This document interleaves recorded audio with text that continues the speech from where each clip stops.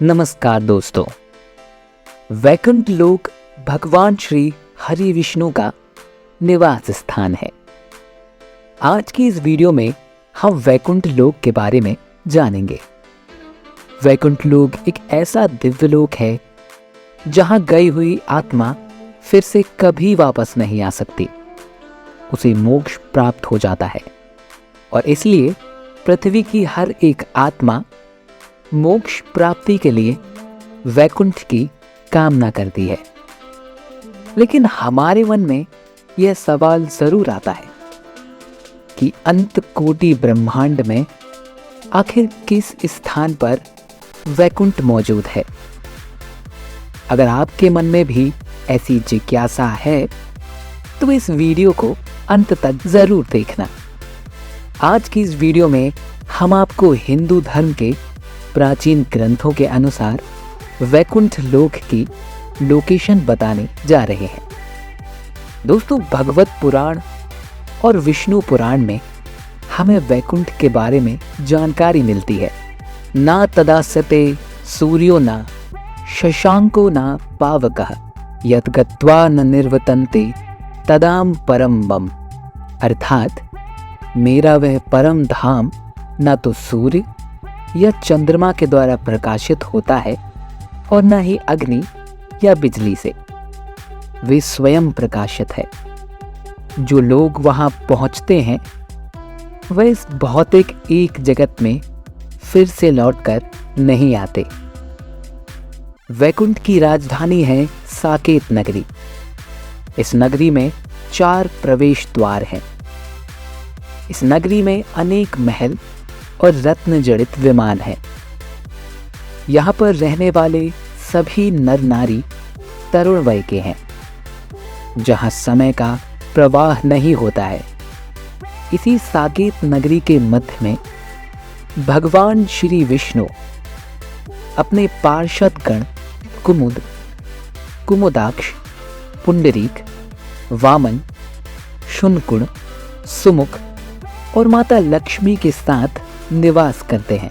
भगवत पुराण के अनुसार वैकुंठ का स्थान ध्रुव तारे की ओर बताया गया है और अगर यूनिवर्स में हम इसे खोजें तो यह स्थान उर्सा माइनर कॉन्स्टेलेशन में है।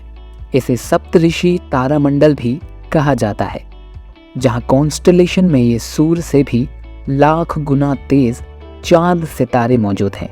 ये कॉन्स्टेलेशन उत्तर की ओर मौजूद है। ध्रुव तारे की पृथ्वी से दूरी 433 प्रकाश वर्ष है। अगर हम इसे किलोमीटर के हिसाब से देखें तो यह होता है 4 पद्म 10 नील 40 खरब किलोमीटर्स, यानी कि 4 के पीछे 15 शून्य लगाना पड़ेगा। यह अंतर तो हुआ पृथ्वी और तारे के बीच का। ध्रुवलोक के ऊपर 1 करोड़ योजन यानी 12 करोड़ 29 लाख 53,800 किलोमीटर बाद महरलोक स्थित है। महरलोक से 24 करोड़ किलोमीटर के पश्चात आता है जनकलोक। जनकलोक से 8 करोड़ योजन पर है तपलोक, यानी कि 98 करोड़ किलोमीटर के बाद तपलोक स्थित है। तत्पश्चात आता है सत्यलोक। तपलोक और सत्यलोक की दूरी है 12 करोड़ योजन, यानी कि 1 अरब 47 करोड़ 54 लाख 47,589 किलोमीटर। सत्यलोक जहां पर ब्रह्मा जी विराजमान है। और फिर सत्यलोक से ऊपर 2 करोड़ 62 लाख योजन ऊपर, यानी कि 32 करोड़ 21 लाख 39,169 किलोमीटर के अंतर पर स्थित है वैकुंठ लोक। वैकुंठ लोक जहां पर स्वयं भगवान विष्णु शेषनाग पर विराजमान रहते हैं। यह किसी भी आत्मा का अंतिम स्थान होता है। इस स्थान पर जाने वाली आत्माएं मोक्ष प्राप्त करती हैं। इसे ही अंतिम सत्य कहा जाता है और इसे ही ब्रह्मांड का अंत कहा जाता है। यहाँ पर जाने के बाद आत्मा जन्म मृत्यु के चक्र से मुक्त होती हैं। यह सभी आंकड़े आध्यात्मिक जगत को दर्शाते हैं। यदि हम धरती से वैकुंठ की दूरी का अनुमान लगाएं तो यह होता है 4 पद्म, 10 नील, 40 खरब kilometre plus 12 crore 29 lakh 53,881 kilometre plus 24 crore 59 lakh 7,763 kilometre plus 98 crore 36 lakh 31,052 kilometre plus 1 अरब 47 crore 54 lakh 46,539 kilometre plus 32 crore 21 lakh 39,169 kilometre. इन सभी लोगों की दूरी को मिलाकर होता है 4 पद्म, 10 नील, 40 खरब 3 अरब 15 करोड़ 78,444 किलोमीटर। यानी आप देख सकते हैं कि कितना दूर है वैकुंठ। अगर हम आज की टेक्नोलॉजी के आधार पर वहां जाने की कोशिश करेंगे तो हमें कितना समय लगेगा, इसके बारे में जानते हैं। आज के समय में हम एक स्पेसक्राफ्ट से 39,000 किलोमीटर प्रति घंटे की रफ्तार से अंतरिक्ष में ट्रैवल कर सकते हैं और इसी स्पीड से हम वैकुंठ जाएंगे तो हमें 10 अरब 52 करोड़ 30 लाख 85,000 घंटे लग सकते हैं। मतलब कि हमें वैकुंठ पहुंचते पहुंचते 12 लाख से भी ज़्यादा साल लग सकते हैं।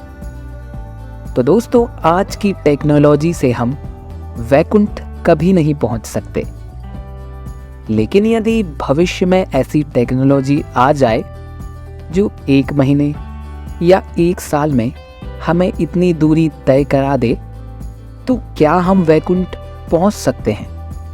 तो इसका जवाब है नहीं, क्योंकि आप स्पीड हासिल करके वहां पहुंच तो जाएंगे, परंतु वैकुंठ आपको दिखाई नहीं देगा, क्योंकि वैकुंठ भौतिक जगत में नहीं है, वह दूसरे आयाम में है और लंबाई, चौड़ाई, गहराई और टाइम, इस 4 आयाम के अलावा हम इंसानों की पहुंच अभी तक दूसरे आयाम तक नहीं बन पाई है। जिस तरह से हिमालय में भी ज्ञानगंज या सिद्ध आश्रम नाम का शहर या आश्रम होने के बावजूद हमें दिखाई नहीं देता, क्योंकि वह शहर या आश्रम दूसरे आयाम में है, लेकिन वैकुंठ तक हमारी पहुंच बन सकती है, और वह भी आसानी से। और इसके लिए आपको आध्यात्मिक जीवन अपनाना होगा, सत्कर्म करना होगा।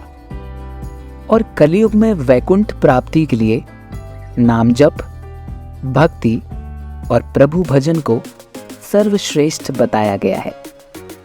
आध्यात्मिकता के द्वारा आप दूसरे आयाम में जा सकते हैं और आध्यात्म ही आपको वैकुंठ की प्राप्ति करवा सकता है। क्या है वैकुंठ लोक में? कैसा दिखाई देता है वैकुंठ लोक?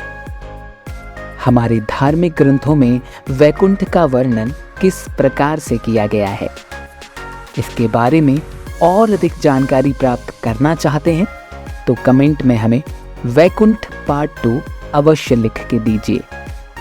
और यदि ये वीडियो आपको पसंद आई है तो वीडियो को लाइक और चैनल को सब्सक्राइब करके ही जाइएगा। हमारी वीडियो देखने के लिए धन्यवाद।